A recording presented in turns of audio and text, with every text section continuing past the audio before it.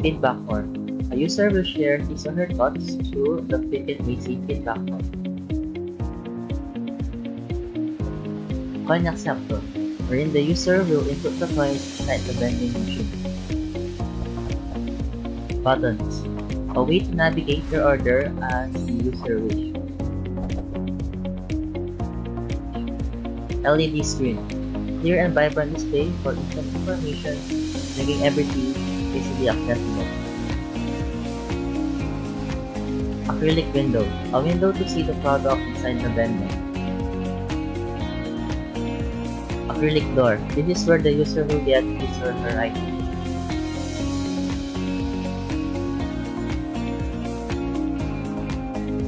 So this is how the vending machine works. A user will insert the coin through the coin acceptor and will push a button as he or she decides. After the item has been dispensed, the transaction will be recorded through the Firebase as the details in there was stored such as timestamp, coin value, and the button press.